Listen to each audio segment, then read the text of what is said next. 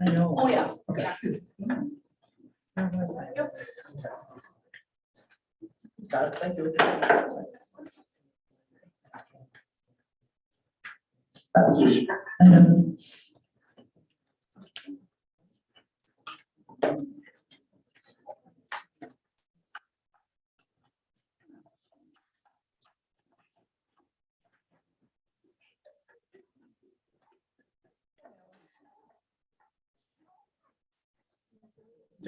Strike.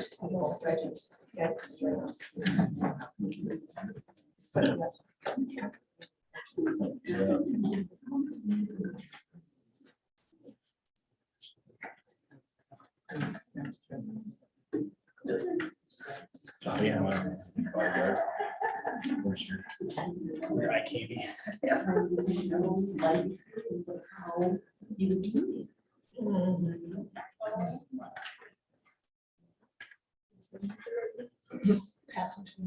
What? I haven't seen her, but I tried to see her Friday afternoon, but when I stepped in, was back, and I fixed for her. She was at a band. I didn't see her. But Kyle was over. You ever seen Multiple Silver Pack?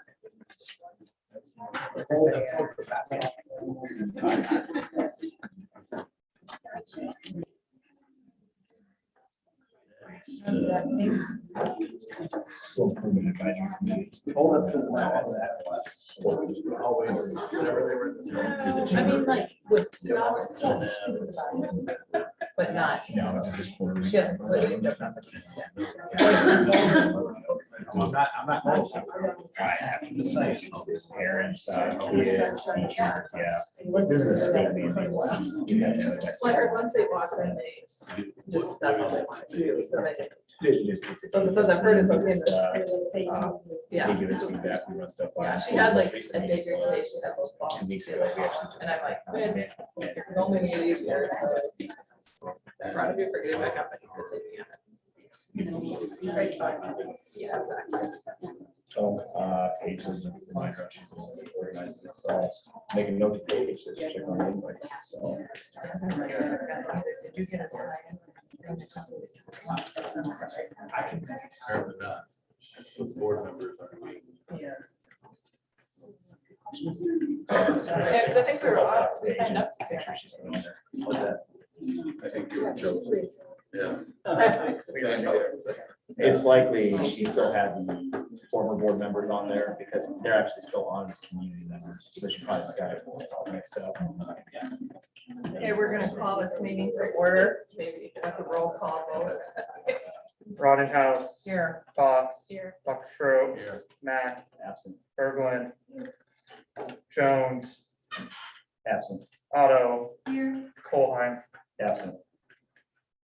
Okay. The reading of the district mission vision statement by Director Burkland.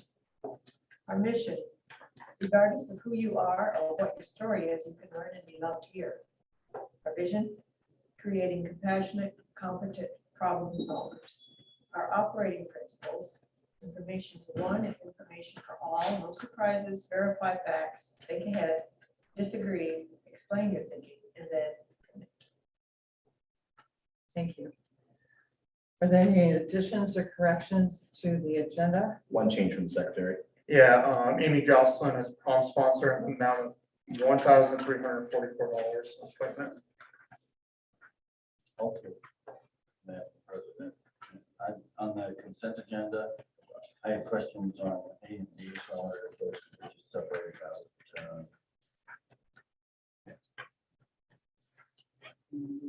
Well, that's all the time.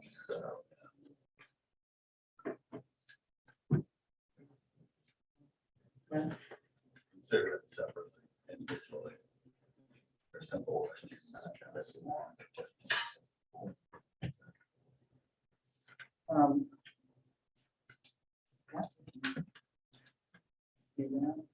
don't really want to pull A. Hmm? I don't really want to pull A from the consent agenda. Oh, yeah, I think. Okay, so do you want to just pull B? Sure. Okay.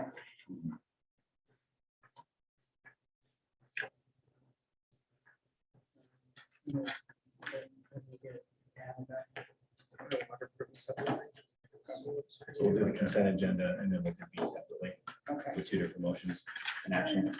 thank you. All right, so is there a motion to approve the agenda as corrected? I'll make Second, I'll second.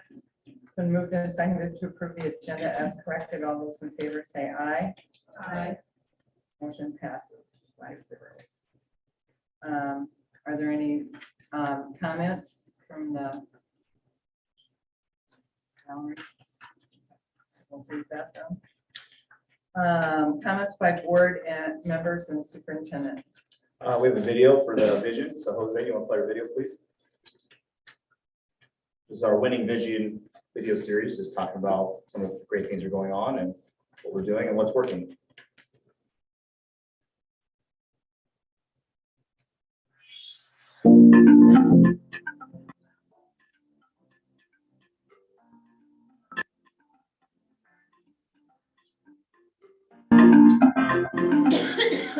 Charles City became our hometown because it offered everything we needed.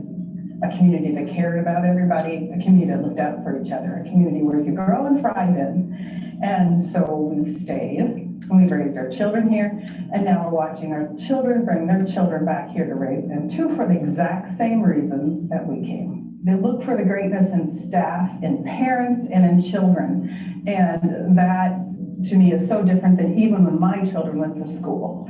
This amazing, caring atmosphere that we have, it isn't so concentrated on just book learning and all the scholastic importance of just knowing facts. It's also about a whole person, about being the type of people that brought us to Charles City, caring individuals, a sense of community, a sense of looking out for your neighbor, a sense of never being tired to try something new and putting your best forward and then being rewarded for it. It's amazing what I'm seeing happening in the Charles City School District right now. There's been a great movement towards finding and unleashing greatness in everyone that comes in contact with the Charles City School District. There's great industries back here in Charles City. Our school system is once again great. We have great leadership coming up, and we do it together. We have work to do on doing it together, but you can see by what's happening within the school district. My perfect example is the partnership between the Charles City School District and TLC. That was something that was non-existent just a few years ago. And the importance of that program is so underlining. People don't understand what would happen if there wasn't a community daycare and suddenly we had 40 children that had no place to go. What that would do to every business. If you have a firefighter that's bringing their child to TLC and they can no longer have daycare, how does that person go to work? How does that nurse go to work? How does that teacher go to work? How does that person in the factory go to work? But the Charles City School District has stepped up along with TLC. They made this combined effort and turned it into this amazing collaboration that is going to flourish into the future and provide even more opportunity for our community. And so I think that's proof of what we're capable of and what we're looking forward to doing. And I'm excited that that's more going to happen. Maybe not as fast as we'd like to see it happen, but it's going to be more. All the great opportunities, all the great people, our great Main Street, just the wonderful opportunities and just general feeling of community here that you do not get if you live in a bigger town, a bigger community. There are plenty of more opportunities in bigger communities, but are those opportunities as valuable as what it is feeling a part of something? I don't think if you were to look back 15 years ago, Charles City saw itself as a puzzle. Charles City saw itself as cylinders onto each other. And it wasn't until this last maybe even 10 years that Charles City realized we are a community that's a puzzle. And if we work to fit each other together, we'll have an amazing landscape, an amazing visual, an amazing feeling. But we have to put those pieces of the puzzle together.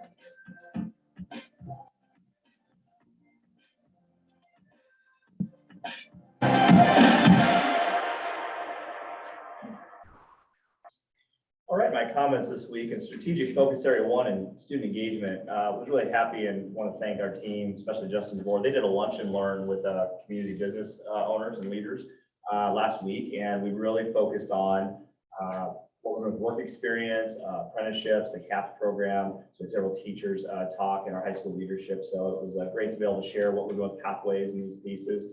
I think we had about 50 business partners show up, which was awesome. Strategic focus area 2, equity. I wish Michelle was here, she could talk more. Our equity student team is working on some great summer leadership learning opportunities and possibly even hosting students from other schools to collaborate in some sort of conference. Haven't heard much more yet, but I know they're busy working with Jenna on that. That's exciting. Strategic focus area 3, leadership. I want to give a shout out to a little known team that does amazing work. Donna Lynch at Washington leads our care team. And what that is, it's a system where people can reach out to us through an email address or a phone call. And it's somebody needs something, some help or some short-term assistance or a crisis thing. But at the very least, we send student created cards out regularly. So for example, Donna and a student team, if there's an obituary in the paper, they send out a card. If there's a celebration, they send out a student-made card. If there's tragedy in the state of Iowa, the student, we usually send out cards, and they average send 20 to 30 cards out a week. So it's just a way that we advance our mission and vision through leadership, and our kids make the cards, and Donna helps get them sent out. Strategic focus area 4, healthy culture. Update on interest-based bargaining. We had a meeting this morning. I feel like it's going well. There's just always the devil's in the details, dealing with different pieces. But I know we met this morning. A special shout out to the classified team. They really took a couple of years to get their legs set on interest-based bargaining. They've really done very well. Especially want to thank Kent Fisher and Brenna Markey. They're doing an awesome job of leading that group. And again, we hope to have things settled soon. So that is the update of the district. Anybody else? Board members, anybody have anything to say?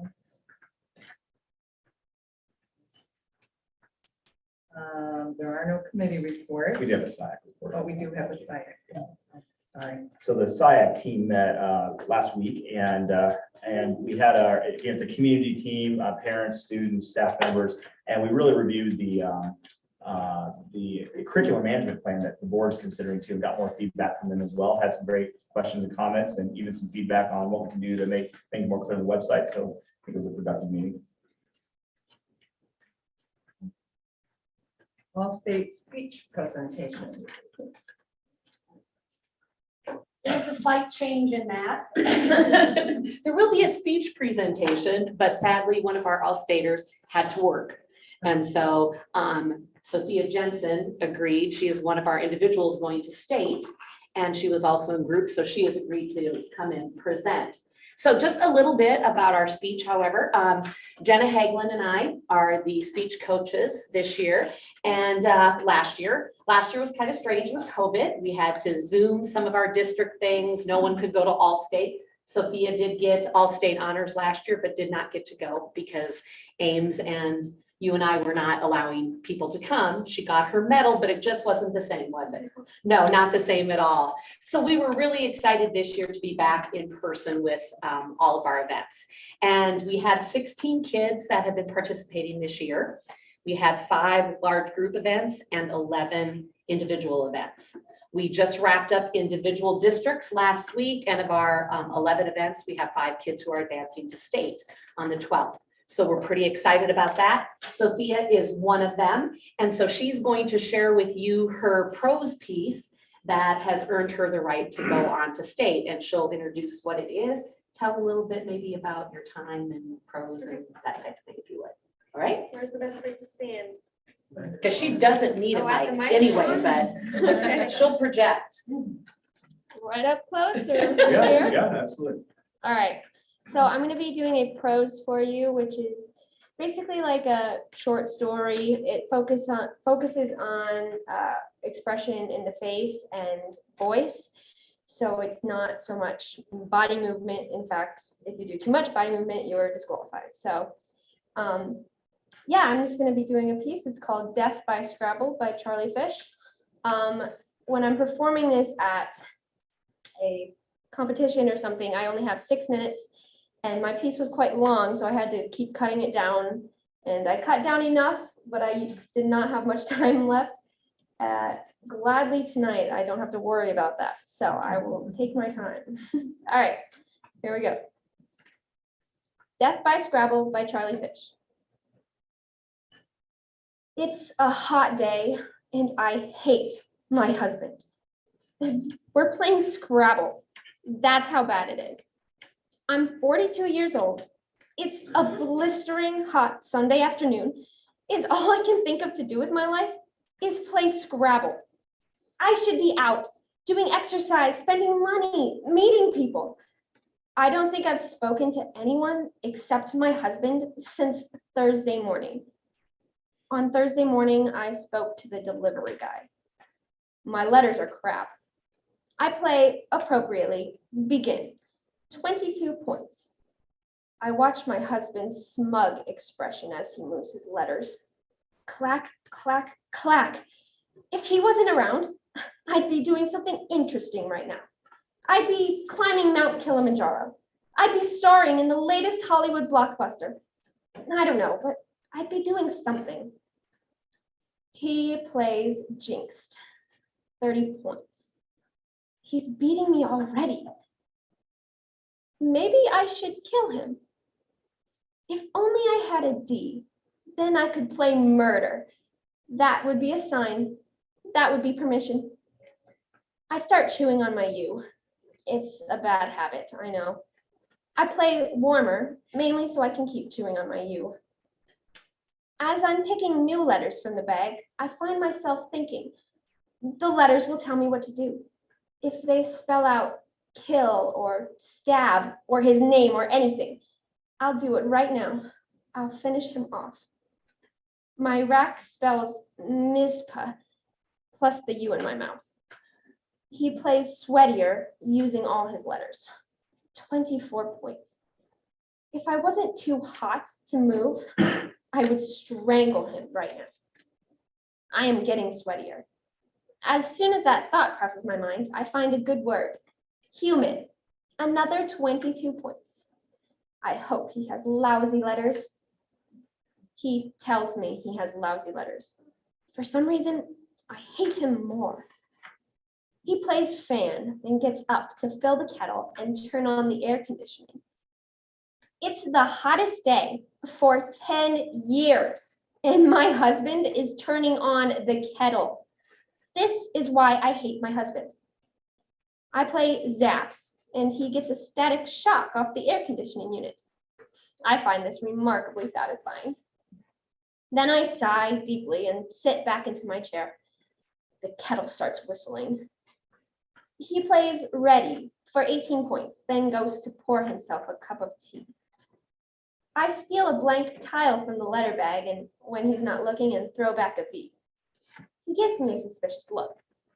I play an 8-letter word, cheating, 64 points, which means I'm beating him now. He asks me if I cheated. I really, really hate him. If there was only some way I could get rid of him. As I put the last letter down, there's a deafening bang and the air conditioning unit fails. My heart is racing, but not from the shock of the bang. I don't believe it, but it can't be a coincidence. The letters made it happen. I played the word explodes and it happened. The air conditioning unit exploded. And before, I played the word cheating when I cheated. In Zaps when my husband got the electric shock. The words are coming true. The letters are choosing their future. The whole game is jinxed. My husband plays sign for 10 points. I have to test this. I have to play something and see if it happens. Something unlikely to prove that the letters are making it happen. My rack is A, B, Z, Y, F, W, E. That doesn't leave me with a lot of options. I start chewing on the B. I play fly using the L of explodes. I sit back in my chair and close my eyes, waiting for the sensation of rising up from my chair, waiting to fly. Stupid. I open my eyes and there's a fly, an insect buzzing above the Scrabble board. That proves nothing. The fly could have been there anyway. I need to play something unambiguous, something that cannot be misinterpreted, something absolute and final, something murderous like slash or slay. My husband plays caution. Then it hits me. A powerful, dangerous, terrible word. I play quake. I can feel the trembling energy of potential in my veins. I am commanding fate. I am manipulating destiny. My husband plays death, just as the room starts to shake. I gasp with surprise and vindication, and the bead that I was chewing on gets lodged in my throat. I try to cough. My face goes red, then blue. My throat swells. The earthquake builds to a climax. I fall to the floor. My husband just sits there, watching.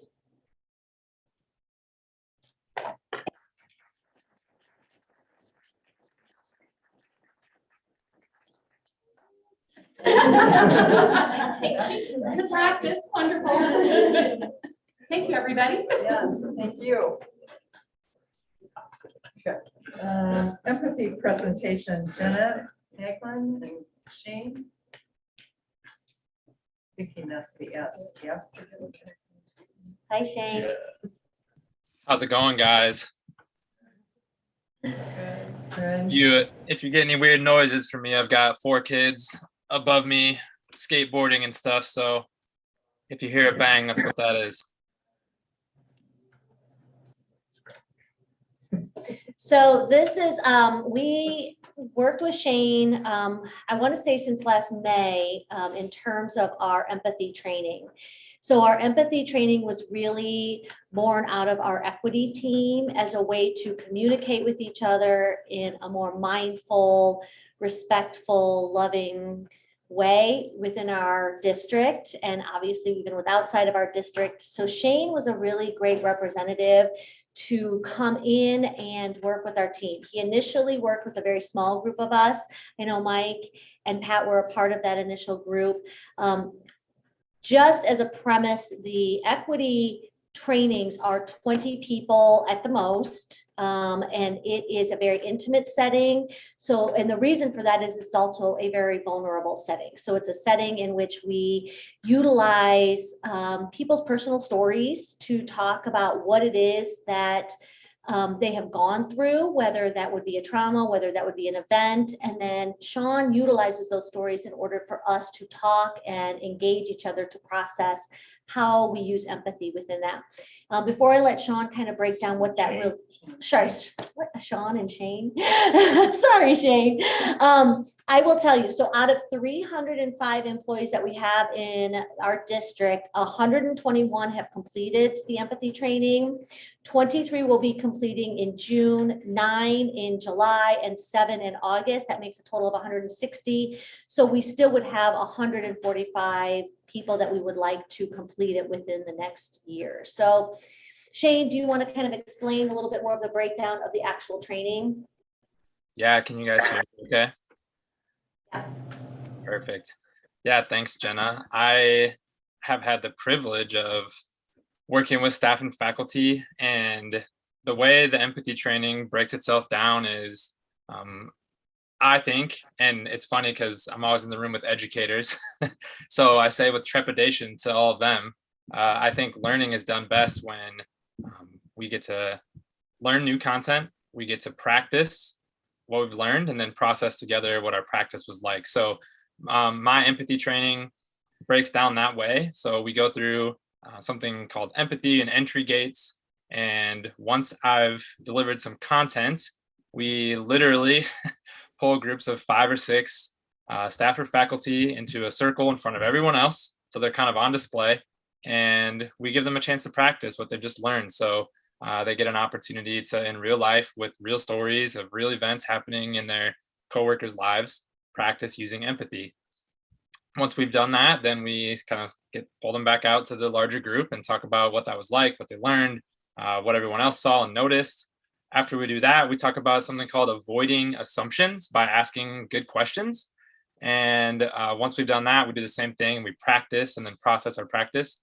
And then by the end of the training, we get a chance to talk about some really kind of nitty-gritty details about how staff and faculty might apply what they've learned to their workplace.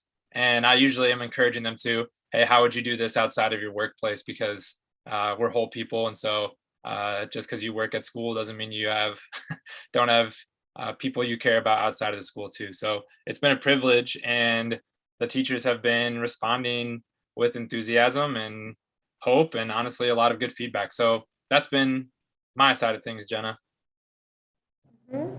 We have had a lot of really great feedback from our teachers. Some groups are bigger than others. I will say that the ones that have a more intimate setting have gotten a lot out of it because of the fact that it is very impactful. In fact, I've seen it actually utilized. I saw it utilized this week between some teachers, and they saw me coming down the hall and they say, Jenna, we're using our empathy. So I always appreciate having that as some feedback from our teachers, directly from our teachers. It is teacher-based right now, not teacher, but staff-based right now. So our students aren't actually going through the empathy training, but I will say they are experiencing the positive effects of the fact that they have staff that have gone through it. So that is, in a nutshell, what our empathy training is. Do you guys have any questions for us? What was the total number? Was it total staff? We have, yes, so there 121 have completed it. No, I mean, what's the available number of people that you said 300? There's 305 staff members in our district, and 121 have already completed it. That's not just teachers then? That's all staff, correct. That's all Yep. staff. Yes. Contracted even, like cafeteria? And bus drivers and everybody. Yep. Everybody? Yep. Is it voluntary?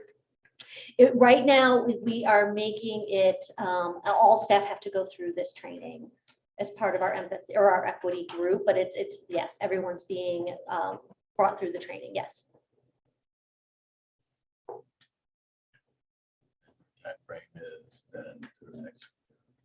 That's what we're looking at. We were really hoping this year to do it during some more of our PD days, but our administration really thought that maybe we should offer it at different times than just the PD days. So we did offer it through a few PD days, and then we're offering, and then in January, and then this summer we're offering it as well. What's the time commitment? It's a 4-hour training. And I would say, Shane, I don't know why I keep calling you Sean. 4 hours is tight for the training. Like there's times, especially with the bigger groups, that it makes it more challenging just to do it in 4 hours. The sequence of items that Shane describes is what you do. Yes, every group goes through the same sequence. And I believe, and maybe you two can tell me, did the board, prior to this board, did they happen to have a chance to go through it at some point? It's been offered to the board. Okay. To be able to go through it. I think in January, I sent an email out in January inviting people to participate if they wanted to, but Yeah. I'm not sure anybody did. Okay, yeah, it's a great opportunity. It is a really good opportunity. So if you want to give us the summer dates for the smaller ones, maybe. Yes. That would be an opportunity for people to be able to go if they wanted to. Yes, I can send that information out to you. There's a June, July, and August date for our summer dates, and there's still openings available on all 3 months. So, Okay. yep, I'll send that out to you guys. Good. Okay. Hey, Shane. I got an interesting question one day because we were tying this to equity, and equity being, we just want to better understand people different than us. That's why we're doing the empathy piece. Is there any critical race theory in our empathy training? There's not. Okay, just wanted to clarify that because I had a question in the community that there's absolutely, Shane, I'm going to bet you don't even really know what that probably is. I don't. I'm not an expert on much, and definitely not on that. So. Thank you. Thank you, guys. Thank you. Map testing. Carly and Jen. And who? And Davey. Baby Emmett, no? Emmett's welcome to come up.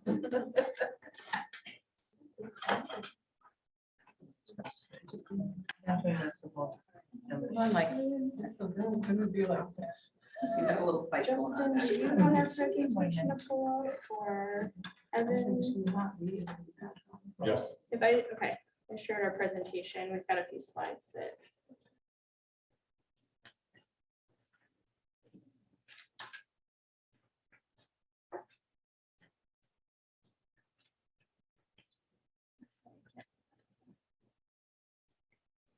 Maybe we're waiting, you guys. Similar presentation. Maybe we're waiting, you guys can tell some jokes. You know, I've got a joke book and I tell a joke of the day every day at the end of my class period, but they're all really bad. Oh, like dad jokes. They might be worse. Oh. Today's was, why does the little boy wear a vest to bed? Because he sleeps in a water bed. You're the only one that laughed at that today. Boo. Good joke. Well, I'm Jennifer Season, And I'm Carly Martin. and we can go to the next slide. We recently went through a training on February 4th on map data and how to read the different growth.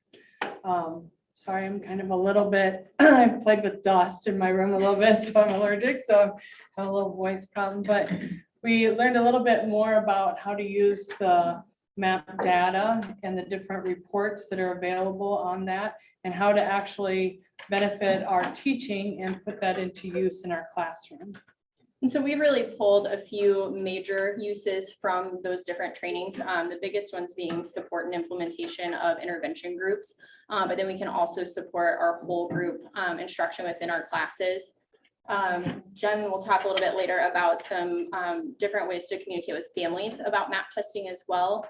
And then we learned more about how the test itself actually projects proficiency for ACT, SAT, and ISASP scoring to help us planning for those major tests moving forward as well. You can move to our next slide. We're ready.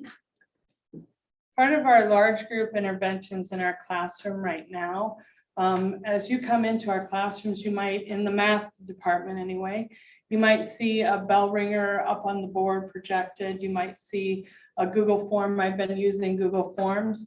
And the reason I use that is because we want, in a large group setting, 65% of our kids are maybe lacking that skill set. So as they're lacking that, we want to address the large class setting.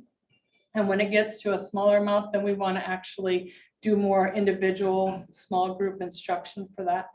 So as the large group, we might do a bell ringer. You might come in and you might have a slip of paper at the back where students would pick that up and try a few problems. We would either collect that or check that during class. But if we're checking that, we want to collect that data to see if we're still proficient at that or if we're still needing extra support. Some teachers are using problems on the board, or you might create a mini unit that you might actually delve into a little bit more of that skill base that they're lacking at that time. And we say as a class, we really need this booster maybe before we go into a unit. So we're using this in a lot of different ways and just really trying to focus in on that large group instruction. And then once we have met that 65%, we move into our small group presentations. So then another use that we have within our map data within the database is some different reporting that it gives us here. This is what on the top left, what it would give us once a student has finished their map testing.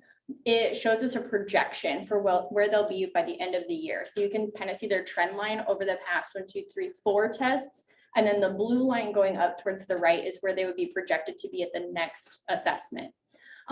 It shows there that this student would be at a typical growth projectile of 51%.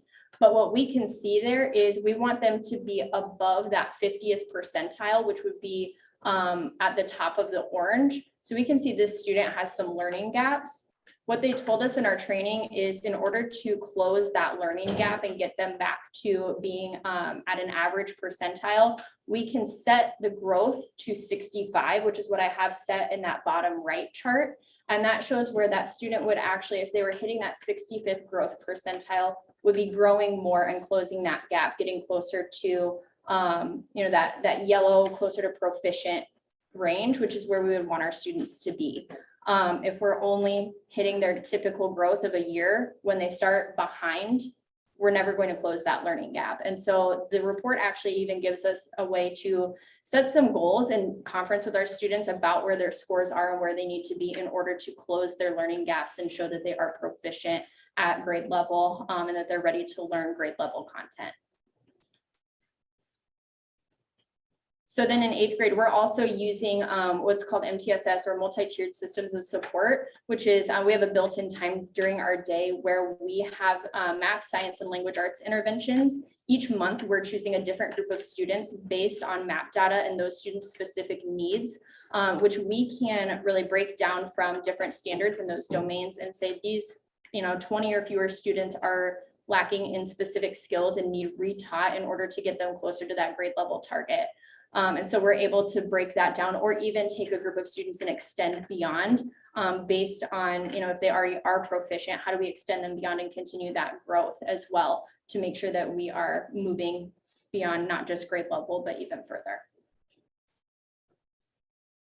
The 5th grade group has really been working on the IXL learning pathways and the MAP Accelerator. These are 2 different programs that we're kind of using.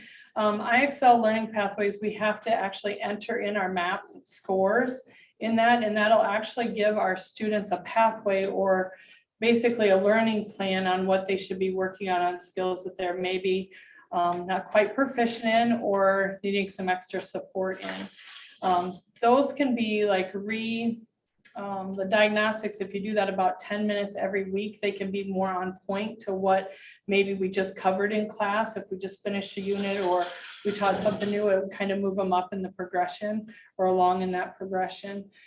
For our MAP Accelerator, that is a program that is paired, and you can kind of see that with the picture there. That image is with Khan Academy. It's kind of a professor style where you can watch videos where the professor is teaching online and kind of going right over a basic content in a short amount of time, 2 minutes or so. But it's kind of aligned with our MAP data then, and it puts students in that learning path according to what they scored on their tests. What's really nice about that is, as the map sets it, we as teachers can adjust that, and we can say, you know what, that might be at where they were at on that test, but truly that's not their instructional level. So we might need to bring that down and kind of meet them where they're at and kind of sit down. Now, neither one of these should replace the teacher. They're meant to go coincide with the teacher and just kind of sit there and work with the students, work with them as they're going through those different skills. If they have questions, to support them. They definitely have videos and different activities to go along with that to help the students make it a little bit more enjoyable for them too, so that they're not just sitting there doing a worksheet or whatever. It also gives immediate feedback, and that's really important for students. Short quizzes that might be like 5 questions or so to kind of help them kind of move along in the progression. So it's really valuable tools, and the kids are pretty excited about their learning as they go through that.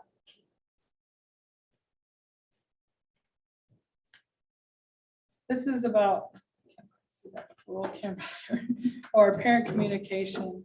When we first got the data as a 5th grade teacher, I just kind of looked at that and thought, oh, I should share this with parents at conferences. We printed off some sheets, we shared some data with them.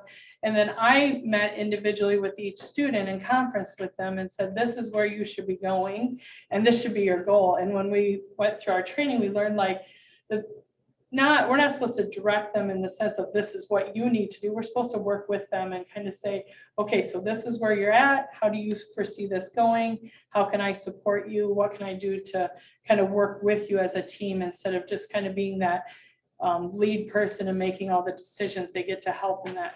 Some of the questions that we might go through with the student would be, what is working well for you and what is not? You know, they might tell us that, hey, I don't do so well when you're up there talking. I need to actually be hands-on, or I need to hear it, and I need to hear it a couple different times, or I need to work with different tools so that I get a little bit better. So just asking them and kind of understanding what their learning style is very important. And then communicating that with the parents. One thing that I like to talk about with the parents too is that different things that they're doing at home outside of school can really benefit them, their student. You go to the grocery store, I'm good about saying, okay, these are the things I'm going to get, and this is about what I'm going to spend. But getting the kid to estimate what they're going to spend at the grocery store, keeping track of that list, and you know, giving an estimate to your parent before you walk out the door and say, this is what I think we're going to spend or what it's going to ring up to. Talking about when you go to a restaurant, how much should we leave for a tip? You know, like tax is 7%. So you might go double that and add 1%. So you could talk to them how to figure out what to leave for 15% or more. Different basic things. Play Scrabble with your kid. We learned about that. Maybe not in that way, but play Scrabble with your kid. Board games, those kind of things, or Monopoly are very beneficial for students to get their hands on money and understand basic application of math. So lots of things. Journal writing, we talk about going to the zoo or going out to different libraries and checking out books, reading out loud to your student. There's lots of things that they can do that doesn't mean that they're just sitting down doing IXL or Map Accelerator with their student to kind of get them better. So then at the end of the report here, it gives us a projection as well as to whether our students are prepared for ACT, SAT, and ISASP testing, and whether they're projected to be proficient or not. We can use this report to talk with students or to look and say, okay, these students aren't looking like they're going to be proficient at the end of the year. I probably need to put a little bit more time and effort in with them to make sure that we're hitting our goals and our metrics as well for the school district goals, and to make sure that they're learning the things that they need to learn. So there's just a lot of information here that we can use not only as classroom teachers, but again, with families, with students, to communicate with them about where they are and where they're going in their educational path. And then we've done some celebration as well. Do you want to talk about fifth grade? Fifth grade, we did a movie choice in our classroom.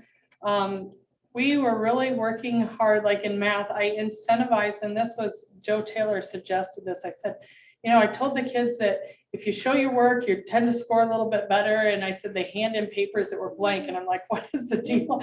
Like, I told you how to score better. You know, you gotta want that. Well, then we incentivized the paper and actually showing the work and writing it out. And it was amazing how many kids were so excited about, oh, I did like, you know, 40 problems. I showed my work for 40 problems. I'm like, all right, you know, that's awesome. But we had kind of a tiered system, kind of like a Chuck E. Cheese, where they could get different snacks according to how many things they, how many problems they showed their work for. And they're like, well, some of those were kind of hard. I could do them in my head, some of them. So I didn't write down any work. And I'm like, well, what could you write down if you had to write something down? And they're like, oh yeah, well, I could kind of say what I, you know, was thinking. Like, that would be great. Could you write that down? So we had kids that were handing in work and pretty excited, and we saw some extraordinary growth in fifth grade.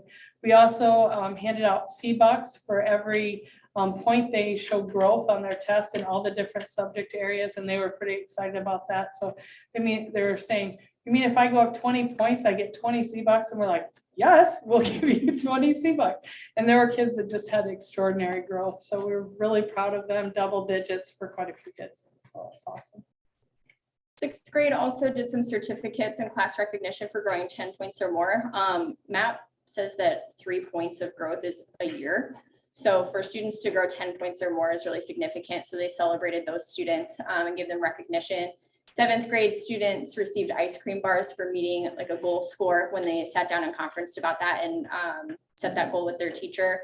And then in eighth grade, we said if you grew worth a year or more, or were proficient in 2 classes or more, we actually took them to a movie or to the Unite Rec Center before winter break. And the kids were really excited about that. I think we only had 3 eighth grade students who did not meet proficiency or a year's worth of growth in 2 areas or more. So we're seeing a lot of great things, a lot of great growth, and really being able to use that data in our classrooms to make some differences in student learning.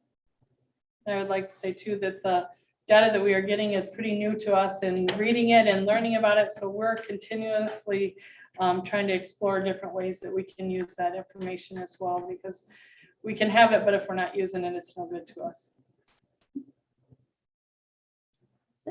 Yeah, any questions? Sure. Over here. You want to stand up and address the class? How do you get the data?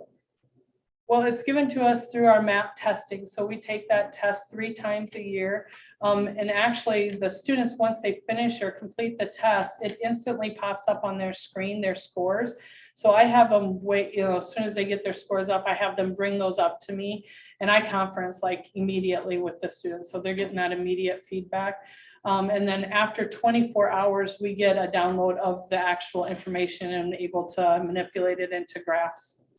Who prepares the test?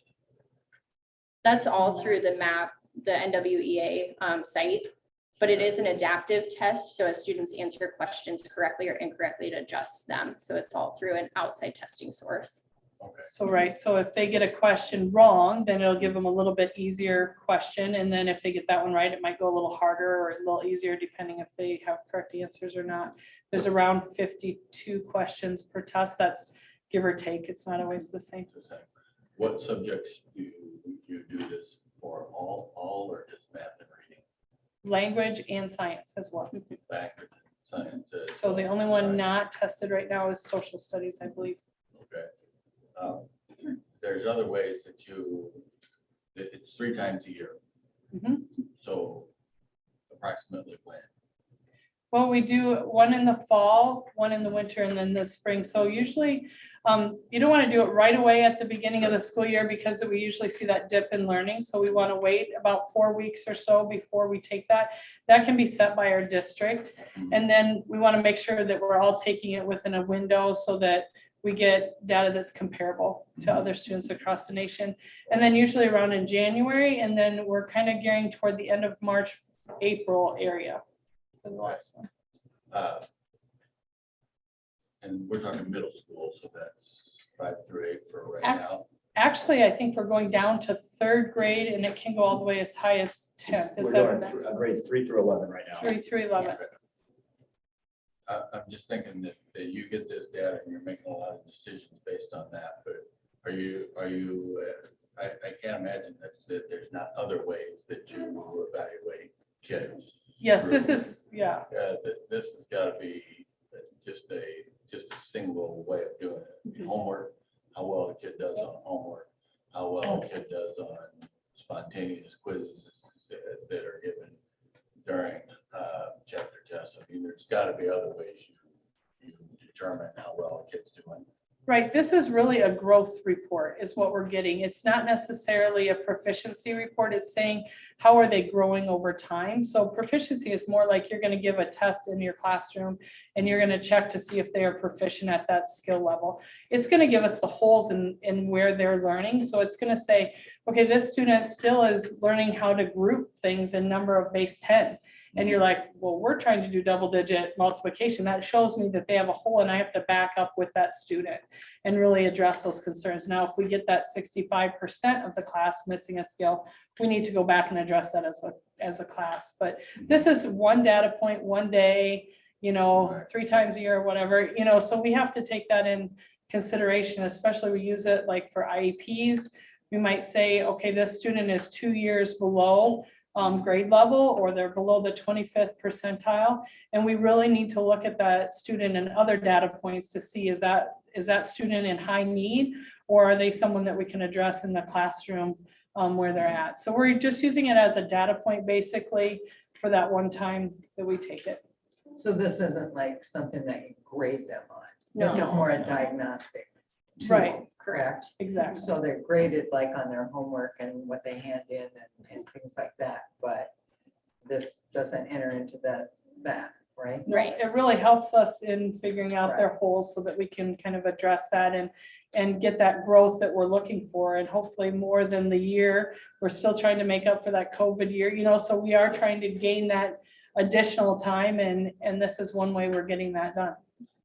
I don't know, you guys might not know, or are schools required to do math testing in the state of Iowa? No, they're not.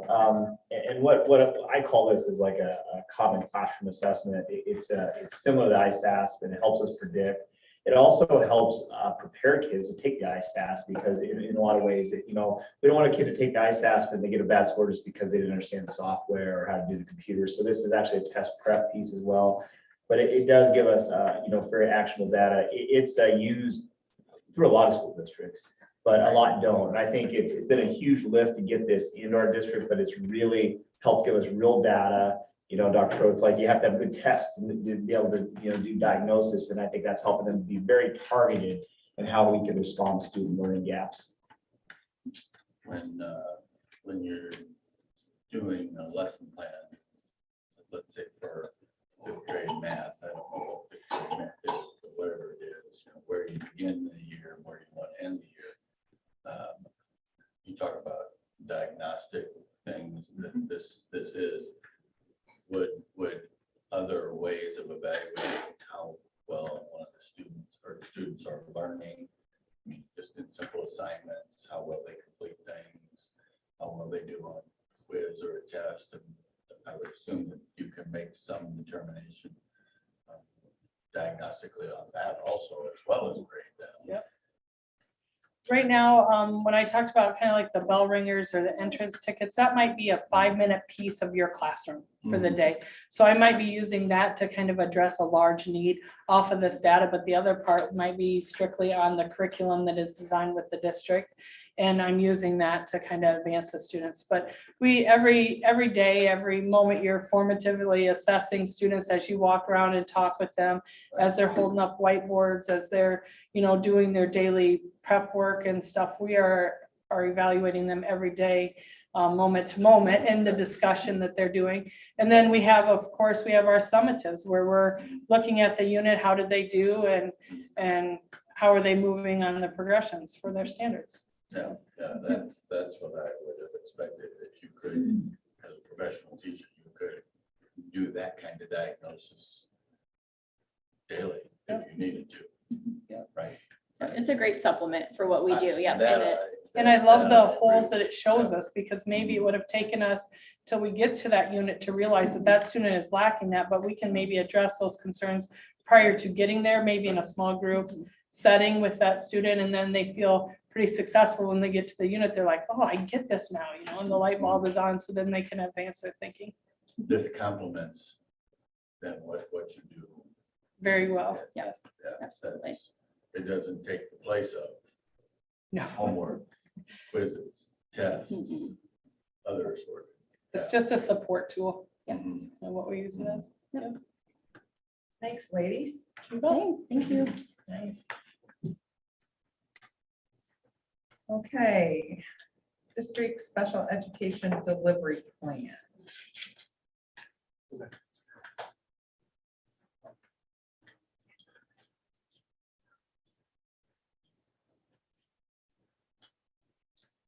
Good evening, everybody.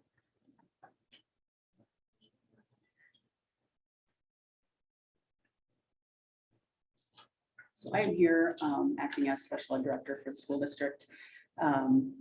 What we are requesting to do is we're putting together a team. We're going to review and revise our district developed special education service delivery plan. In order to do this, we need to put together a team. Whoops, that's not the right one.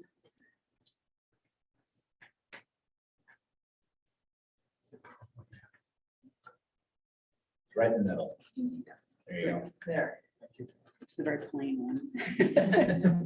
So what we need to do, since this year we've kind of noticed some things within our service delivery plan that we want to kind of take a look at and review and revise possibly. So in order to start this process, we have to assemble a team that consists of special education teachers, general education teachers, district administrators, and AEA professionals to come together and review and then make any revisions. So the first step in the process is for us to request approval of this team. So we have, I'm going to go to the next slide.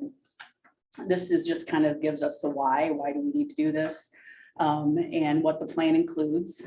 It's just, you can read it there. It's a process to develop our service delivery system. It describes our continuum of services for all the students that receive special education support.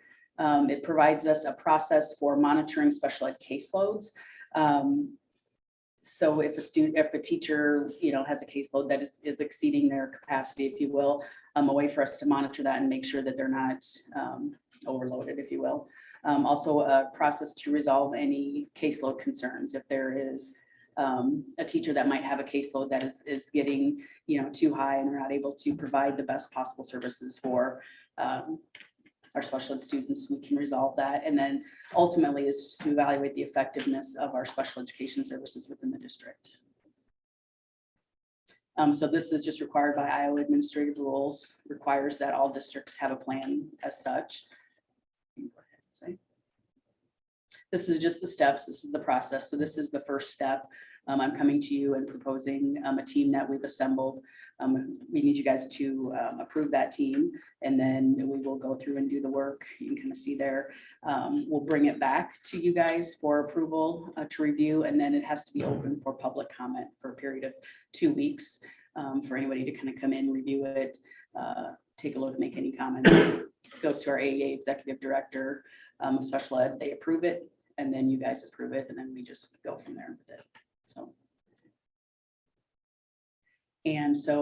if you click on that link, I've listed names. We've got representatives from each campus, parent representatives, general education teacher representatives, special ed teachers, administration, and then our Central Rivers AEA staff. So it's quite a team of folks that are going to get together and work on this.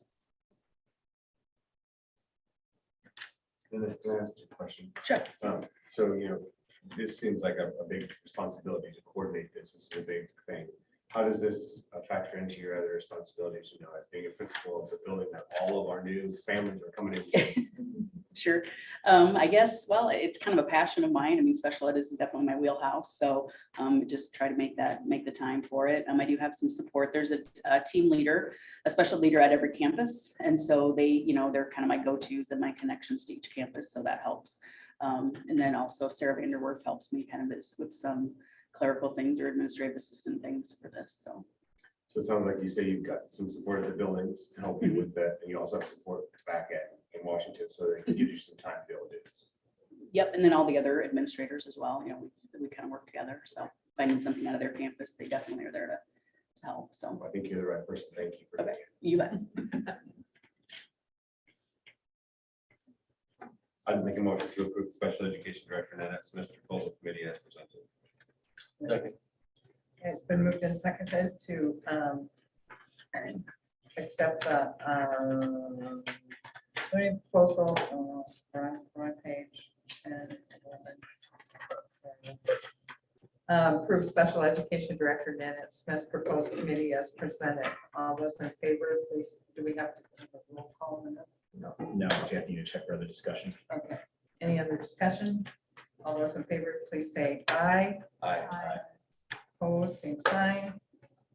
Passes 5-0. Okay. DeVore. Welcome back. Yes.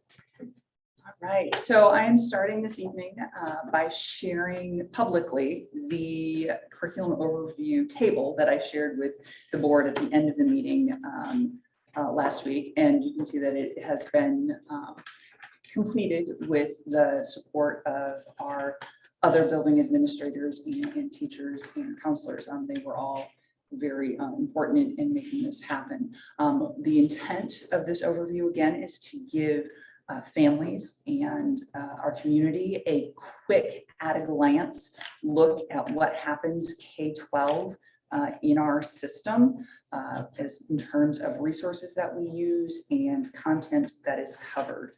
So the goal with this overview would be to have it on our public facing website so that families can take a look at it, eventually growing it to a point where you might be able to, if you have a third grader, click on third grade math and get some parent-friendly language about what are the standards that we're covering in third grade. Not every standard, but what are like maybe the 4 or 5 key standards that we're covering over the year so that you can do things just like Mrs. Seegers talked about, bring those conversations into your home so that you can support the work that's going on in the classroom as well. We want to have that communication going forward.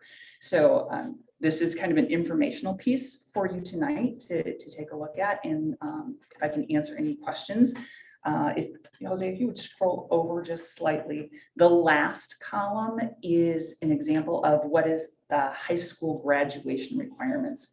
And so when you take a look at how the classes are laid out at the high school level, you'll notice we took the grade level off of those because it is so independent of what is the individual need of the student, that this is a middle of the road student, what their path might look like, knowing that based on individual needs, you might have a student who would take English 1, English 2, and then could take any of those paths. They wouldn't take all of them. It might be they would take one of those paths.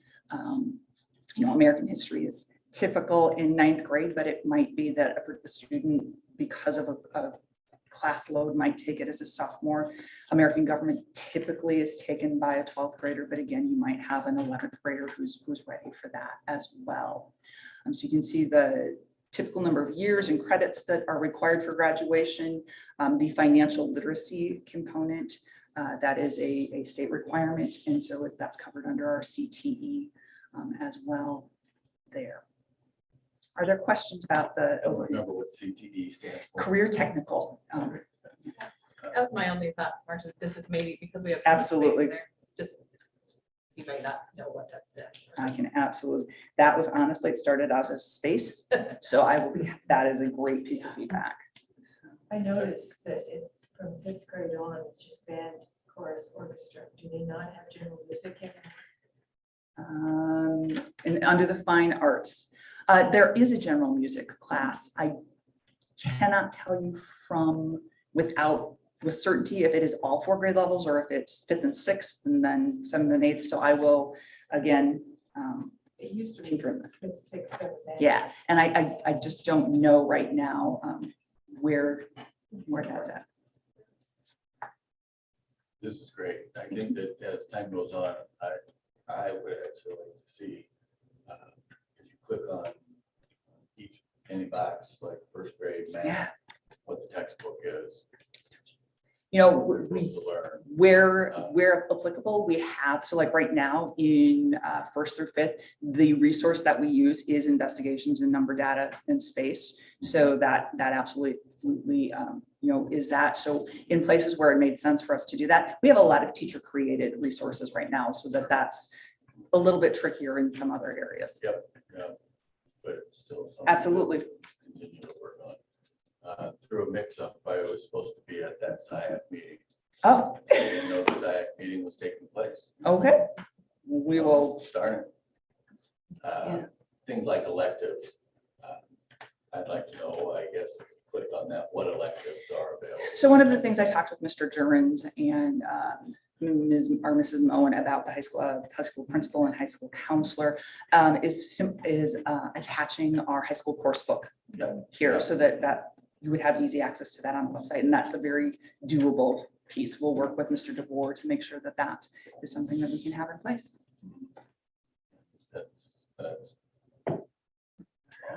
Sounds good. Thank you. Good work. It's good just seeing it all as like a one piece. Yeah, and that's the point of, it's an at a glance view, so we can dig into it as much or as little as you personally would like to.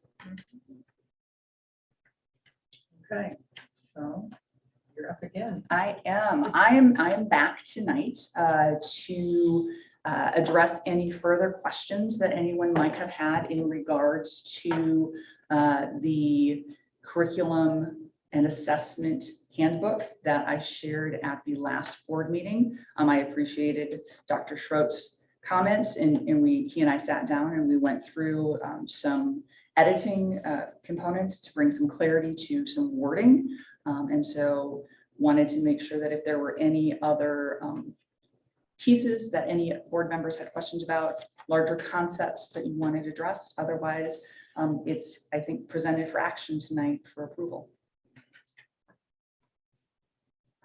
I was going to say a couple of things if I had a minute or two.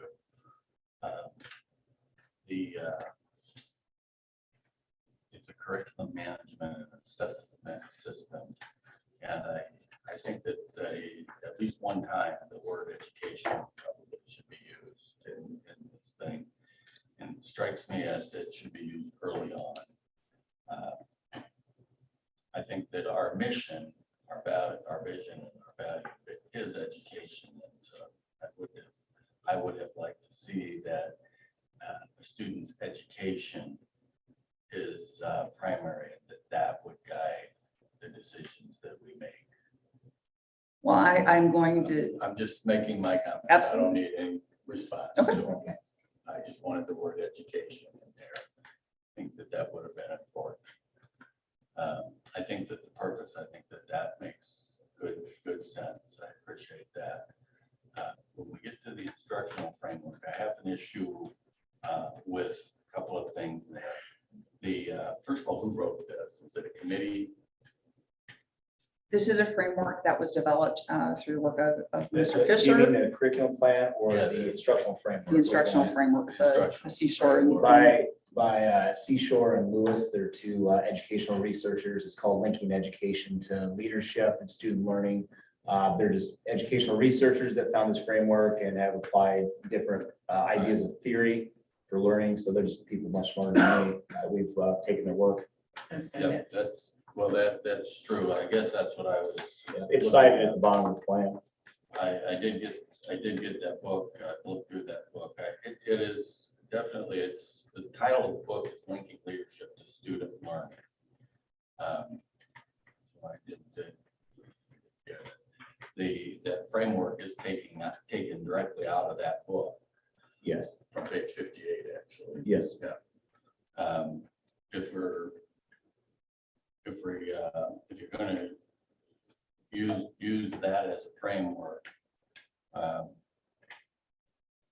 I guess I'm not really sure how that applies to picking the curriculum, it's instruction. Theoretical frameworks set the boundaries in which, it goes back to, it's a philosophical piece where you have to set, basically frame what you're going to use. It's also called field theory. Which field will you be in? Because there could be different planes and fields that we could be in. So if we're in a behavioralist model, this curriculum management plan wouldn't work because we're not using behavioralism, we're using constructivism, for Piaget and theory, which is underpinned as the theoretical theory behind the Seashore and Lewis. So it just, again, sets it, in the lay terms, it sets the sandbox, it sets the boundaries in which we work in to make sure that we're not going to pick a curriculum that actually won't match our theory. It's just epistemologically sound. It wasn't clear to me when I was reading this that you took that word for word out of that book and put it in our document. Well, it's quoted down at the bottom. Well, it's additional information regarding the Oh, framework. okay. Didn't say. Maybe you can just add it as, but no, just put a 1 and a 1. I still, and the board and I talked about this, I still have a big problem with the last bullet point there.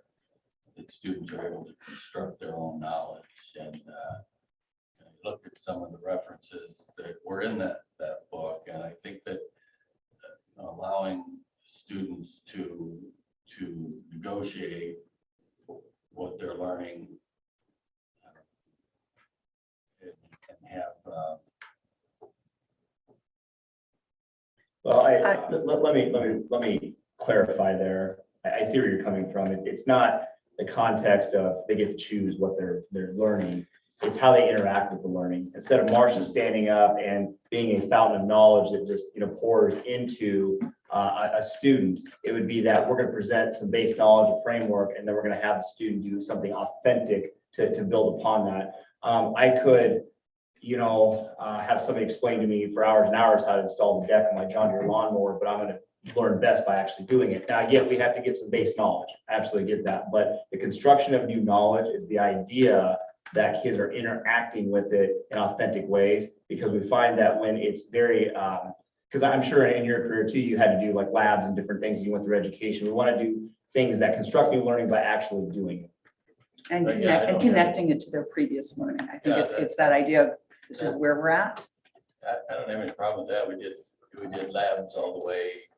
Yeah, I remember those all the way for years. But I never, even the labs were directed by a teacher and instructor. And that's exactly what we do in a classroom. It is the job of the teacher to create the learning experience that matches the learning goal that the teacher has and create that opportunity for students to interact with the information and build on their previous experiences. That makes perfect sense. Which is, But that, the other way of saying that this doesn't make that doesn't make sense to me. What you just said makes sense. and I would remind you again, Dr. Schrodt, the intended audience for the most part of this document is our educational staff who are going to be going through the curriculum process. And that I think would be a term that they're familiar with and concept they're familiar with. So the piece is sometimes the language we use is like the military. I mean, my mom's a major in the Army, so it's amazing when we sit down and have supper. It's like she uses acronyms, I use acronyms, we don't know what we're talking about. But there's a code word here. When you see construct, that is implying to our staff that this is building new knowledge, hands-on application knowledge, as opposed to like behavioralist, which would be more like Skinner, B.F. Skinner. If we're doing that, that's a whole different concept of how we do learning. And so, yes, as Marcia says, for our professional educators that are doing this work, this is just kind of really saying in a more succinct way of what we're doing it. But again, I see where you're coming from. For a layperson, it might not make as much sense, but for us to make this really accessible to a layperson, it'd probably be another 20 pages. And so we're trying to make it concise so it can be operational as a manual. I accept that, thank you. One of the other things though, then is this, the essential competencies, those are very important. But again, I don't understand what they have to do with picking a textbook. I think those should play a prominent part on the webpage. They are on the webpage, and I'm not sure they're as prominent as that I'd like to see them. I had to kind of search for it a little bit. But what do you need that to pick a textbook? So I understand the question. I think that it's important for us to realize that the reason we have all of these components, the instructional framework, the essential competencies, is that they all act as a filter when we are looking at a particular resource. So if I have a resource that really encourages, creates opportunities for students to really practice their critical thinking skills, which is one of our competencies, that's going to give it a boost compared to a resource that doesn't. If we have a resource that encourages students to think and adapt to new learning, and how do you take this new learning and how does it shift your perspective, then that, again, it is something that supports our essential competencies. Do you think having this on here will help who's ever on that task force? It's a reminder that these should be things that we are considering. Roles and responsibilities, I think that turned out right. Thank you. That area under the actual system, there's this hyperlink that says curriculum adoption and review schedule. That's pretty basic right now. Right now, we're gathering the data so that as we adopt new curriculums, we'll put it in so that we can keep that 5-year rotation. The rest of this I thought was excellent. I wondered about that hyperlink, whether that was just early on. Yep, it's absolutely very early on. It's filled in with things over the last couple of years, pieces that we have adopted. And then we know as we move forward with using this plan, we will continue to fill that in so that we maintain that 5-year rotation. Mm-hmm. I think that that if you do take something directly out of the book, this thing, additional information doesn't acknowledge that you took something directly out of the book. Well, according to APA citation, that would be appropriate. So that, but I hear what you're saying. We could clarify more, but I believe we've appropriately cited as the American Psychological Association would do. I'm doing a lot of that in my dissertation right now, so we have to play by the rules. So Mr. Fisher, would you like to make a recommendation? My recommendation is to approve the curriculum handbook as presented to the board. The curriculum management and assessment system. Yes. Yes, Or the handbook. One and the same. they're the same thing. Somebody like to make that motion? I will make that motion. Is there a second?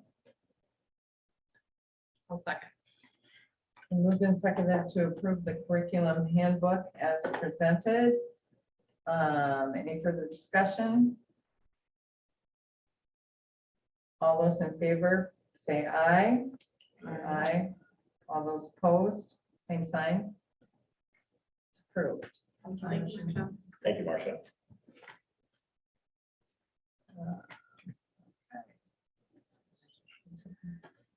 Emergency shelter is next. Yeah, I'll go ahead and just address this one.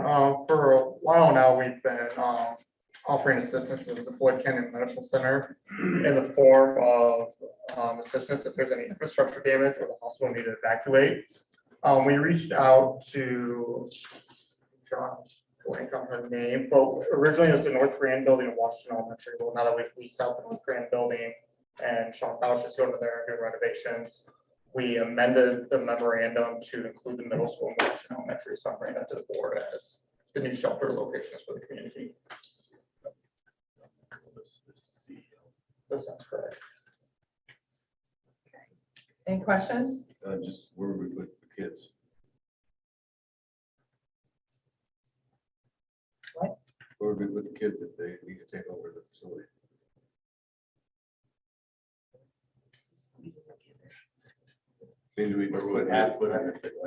Well, likely in this case, this is something catastrophic has happened to our community, so we're probably not having school. However, it's a fair point. It's the things we've talked about in emergency management as well. We just have to make do with what we got. One of those things that might be if Floyd County has to come in, they might be using, a Comet gym or the Washington gym and spaces like that. But I don't see a lot of scenarios where the hospital is incapacitated and we're likely having school, just to be realistic. I like when we have the flood. Yeah, I mean, I'm thinking more along the lines if they have like a lightning strike or a major building damage, somebody runs into it or something, then they can't use the facility, but we're still having school because the rest of the world is okay. Just how would we balance that? It's not really clear in there. Understanding how they would do that, it just kind of says that we would provide for them. And one of the pieces within the MOUs we've worked at as well is that, we still have to maintain our core business, so they have to fit within the context of what we do. But, we even have not full MOUs, but even discussions with neighboring school districts. If we were to have a disaster here, we had to evacuate our school district to, everybody to Raleigh's Point, like in a neighboring community, if we had a rail car disaster or something like that, things we think about. But no, it's a fair point. We've got to be able to run our core business, but we really anticipated that, we're thinking tornado, we're thinking something pretty catastrophic. Is there a motion? I'll make a motion to approve Floyd County Medical Center to use Washington Elementary or Charles City Middle School should they receive a disaster in the form of infrastructure damage or the need to evacuate the hospital. Second. Moved and seconded to approve Floyd County Medical Center to use Washington Elementary or Charles City Middle School should they receive a disaster in the form of infrastructure damage or the need to evacuate the hospital. Any other discussion? All those in favor say aye. Aye. Aye. Opposed? Approved. Financial report. Yeah, I just had a couple things for you all tonight. So I just want to give you an update. At the end of January, only 43% of our budget has been spent.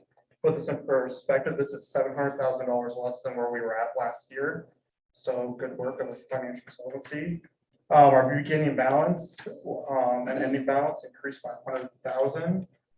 And last thing I wanted to note on is our CPA is out at our auditing firm. So we will be needing to file an extension with the state auditor to turn in our final audit report. So that's why that's been delayed.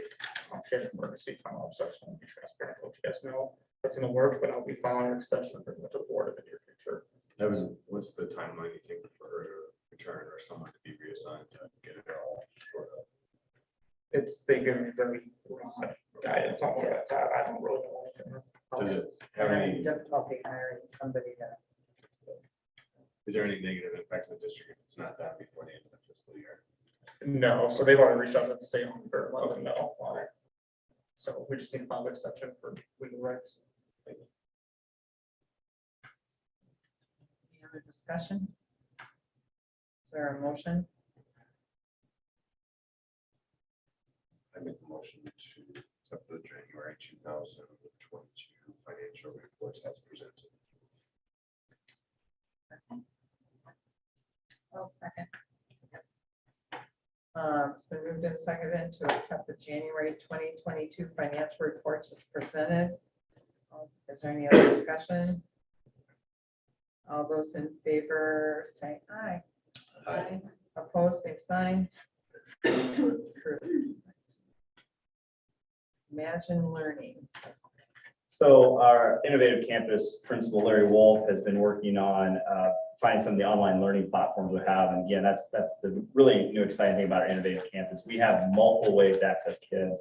It's almost like we were joking, it's almost like the strip mall of education. There's different things for different people and meeting those needs. A big part of it is digital learning and online learning. And originally when we opened Innovative Campus, we're thinking we might serve 30 kids, and now it's upwards of 90. And so there has been a shortage of seats for the Odyssey and Imagine Learning pieces that we're using. And so I worked with Larry and absolutely wanted to see if we could get a better deal, and we did.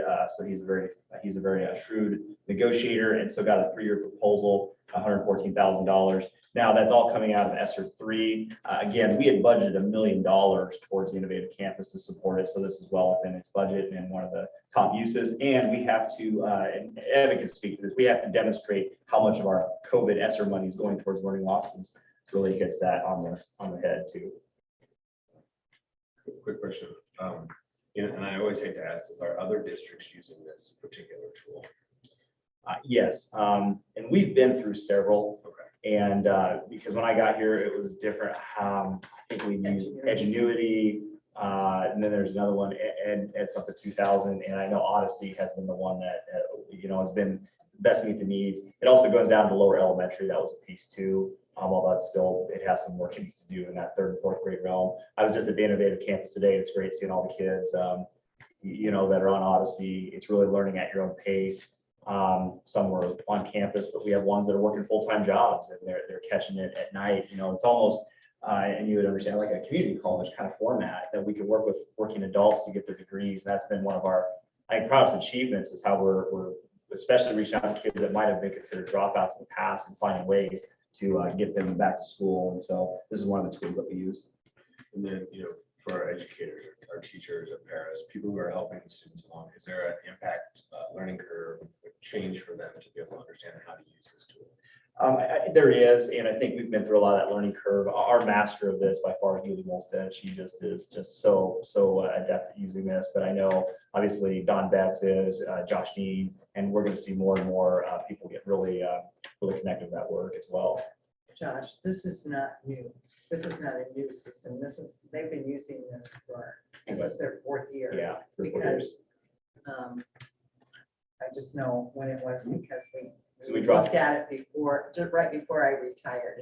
I think it came in either my 2nd year because we had Edgenuity and it just wasn't going real well. And That's the one I remember. There's a lot of challenges with that. So we switched this to Odyssey. Not even yet. I'd make a motion to approve the image learning proposal for $14,000 out of ESSER 3 learning loss as presented. I'll say. Been moved and seconded to approve the Imagine Learning proposal totaling $114,000 out of ESSER 3 learning loss as presented. All those, any other discussion? All those in favor say aye. Aye. Opposed, same sign. So now we're. You do the consent first with B pulled, then we'll do B next. Is there a motion to approve the consent agenda? I make a motion to approve the consent agenda items with people. I'll second. Moved and seconded. All those in favor, please say aye. Aye. Opposed. Okay, and now we will talk about B, which is Wartburg College. Actually, I think that this is a great program. I just wondered, do we work with any other student teachers from anywhere else? We do. We have our Student Teaching Academy, which has a very particular partnership. So we work specifically with Wartburg, UNI, and Iowa State right now. It used to be kind of, we would get student teachers from all kinds of institutions. And with our Student Teaching Academy, we made it really clear we want only the best of the best of the best because they could be our future educators. So that's why the application system and the things that we do. And we've vetted different educational programs, and in our review that Iowa State, UNI, and Wartburg had the quality program we were looking for future educators to come in. We may accept others down the road, but that's where we're at today. That's where we're at. Do you have these kind of what do you call this thing, memorandums with UNI and Iowa State? We do, and this one particularly is about field experience. So field experience too, this is more like observational rounds. They're not actually teaching. They'll just come in and observe and do different things. This is when usually at their second, third year calls, and obviously their last year calls, their fourth year, fifth year will be the student teaching piece as well. Much like a teaching hospital is really what we are. So all the time I run into field experience students. We typically don't get field experience students from Iowa State. We really only take two types of student teachers from Iowa State. It's family consumer science and agricultural teachers, because they're the only program in the state of Iowa that has that. And obviously we have very, very high quality FCS and ag. So we want to, be able to share the wealth back with that. But otherwise we're taking all types and all levels from UNI and Wartburg. Somebody specifically assigned to help us with that. We do. So each one of these programs has a professor or a field coordinator. So Katie Corbels for UNI, Dr. Rick Snyder, I work with him personally. He's with Wartburg. And then our point person on the student teaching piece and field experience is David Vildes, who coordinates it on our end. We do have field experience music teachers, don't we? Luther? We do on occasion. We had some pre-established relationships with some other colleges, especially working with, it just pains me to talk about Wartburg and Luther, because I'm a Simpson guy, but they are very, very good. And we didn't want to, ruin some of the partnerships. To be honest, at this point, Luther hasn't shown a lot. We would be interested in a partnership with Luther down the road. They haven't shown as much interest in us. I think just the distance and we're not quite where we want to be, but yeah, they have some great people too. How many student teachers or other field teachers do we? Don't quote me, but I believe this semester we have 5 or 6. And then I think next year we're tightening it up too. It's going to be even more selective. And we're talking like maybe 3 or 4 semester. So we absolutely want the best of the best of the best. I just knew we had a Luther one because they spent the night with me when they had a concert late, so they didn't have to bring back to court. Yeah, Luther has some better plans than Wartburg with their student teachers. With Wartburg student teachers, they have to go back to rehearse. They don't live in the community. That's just a side. Yeah.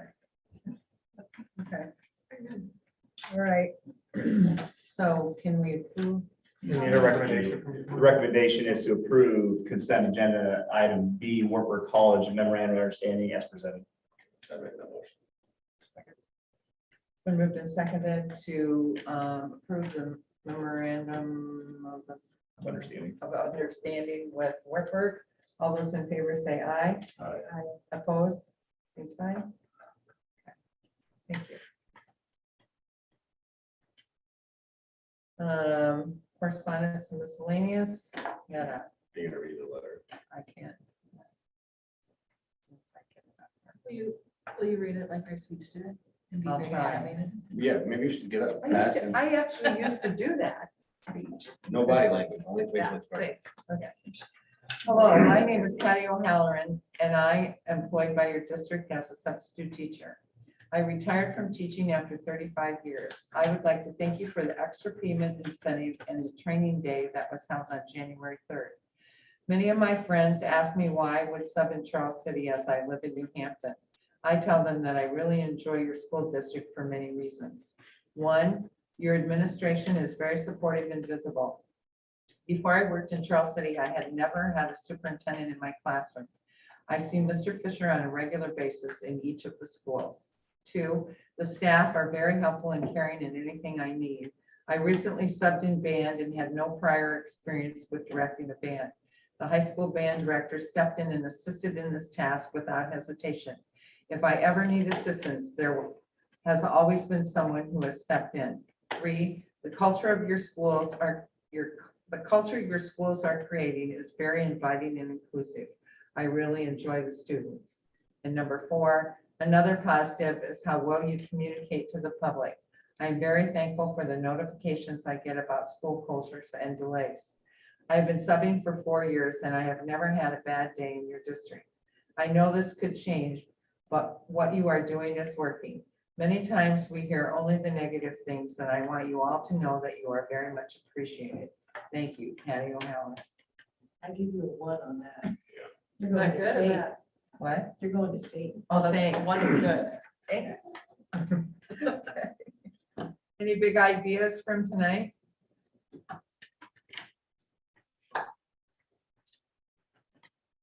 Good idea.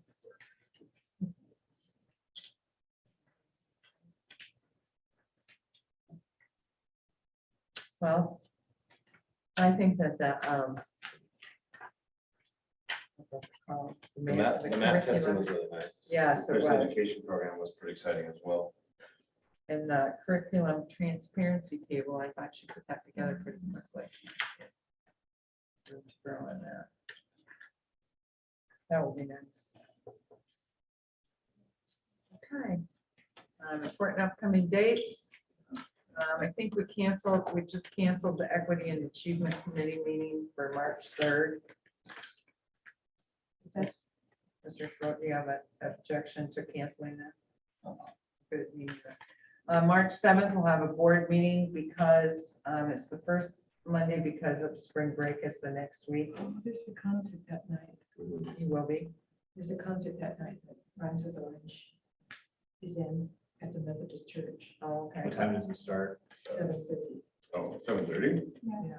Oh, Yeah, I'm in Orange, so. so you would know? Yeah. For sure. Okay, Yeah. good to know. We could just work tomorrow, make it a really short meeting. Yeah, we'll try to make it a short meeting. We could start earlier too. Maybe we start at 5:30 so we could be done by Start 7. at 6. Could you start at 5:30? Yeah. David? I'm supposed to have surf for one stuff. A meeting on the 7th. I can't. Sydney knows. Yeah, I have to be there at 5:30 on the 7th. Okay. So you'd have to miss the meeting, but Yeah. you'd probably rather be. Look at the agenda. I think we could get it down to half an hour, 45 minutes. We probably won't do presentations Yeah. that night. We'll let you know, okay? There's a choir coming that Rhymes with Okay. Orange is going to perform with. Okay, Virginia's asking me, and now I'm funny. all right. March 14th through the 18th is spring break. March 24th, Communications and Public Relations Committee meeting. March 28th is our board meeting, so there's 2 weeks off in between the board. Well, actually, 3 weeks off in between there. So, okay, we'll adjourn the meeting at 7:46 PM. Thank you. Orange.